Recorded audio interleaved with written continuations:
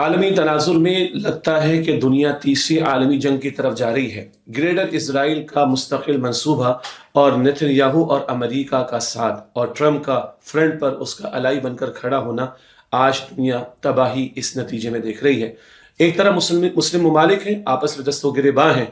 पाकिस्तान अफगानिस्तान के मामले को लीजिए, बहुत ज़्यादा नाराज़गियाँ भी, बहुत ज़्यादा मसाइल भी, लेकिन दो बरादर मुस्लिम ममालिक आपस में दस्तों गिरेबां हैं। दोनों तरफ मुसलमानों को मारा जा रहा है। ज़ाहिर बात है कि क़तआन हमारे लिए मुफीद नहीं है और बड़ा भाई बनकर पाकिस्तान को अपना किरदार अदा करना चाहिए और अफगानिस्तान की हुकूमत को भी मुस्लिम उम्मा के मफादात को सामने रखकर मुज़ाकरात के ज़रिए से अपने इन मामलात को हल करना चाहिए। दूसरी तरफ ट्रंप और अमेरिका और नेतन्याहू मिलकर, अमेरिका और इजराइल मिलकर हमलावर होते हैं ईरान पर और दुनिया को चैंपियन बनकर यानी हुकूक इंसानी के नारे लगाने वाले बच्चियों को वो जाँ बहक करते हैं और दंदनाते फिरते हैं। एक तरफ रिजीम चेंज का मामला वेनेजुएला में और फिर कहते कहते बिल फेल ईरान पर हमला किया और वहां की क़यादत पर उन्होंने टारगेट किलिंग की है, ये भी हमारे सामने है। और तीसरी तरफ अरब ममालिक को आपस में दस्तों गिरेबां करने की कोशिश, यूएई को सऊदी अरब के खिलाफ खड़ा करना और मुसलमानों को आपस में लड़ाना। पीछे बहुत बड़ी साजिश यकीनन ग्रेटर इसराइल के मंसूबे की तकमील की है और वो मंसूबा आगे बढ़ता हुआ दिखाई दे रहा है। पाकिस्तान अफगानिस्तान को एंगेज रखो ताकि यहाँ पर ये मामला सेटल ना हो, कभी ये अमन ना पा सके।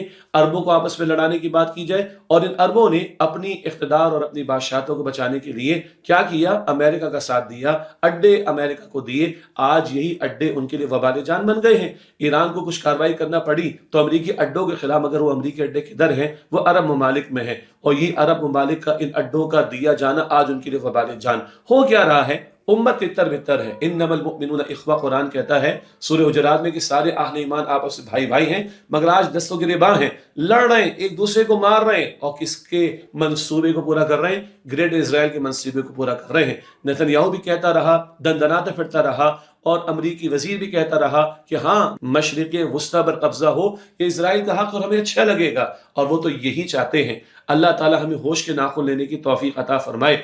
अमरीका का साथ छोड़ना पड़ेगा। हेनरी किसिंजर ने कभी कहा था कि अमेरिका का दुश्मन तो बच सकता है, अमेरिका का दोस्त कभी नहीं बच सकता। हमारे वजीर आजम हो और हमारे हाई अफ्स हो, अमन का नोबेल प्राइज मिलना चाहिए किसको?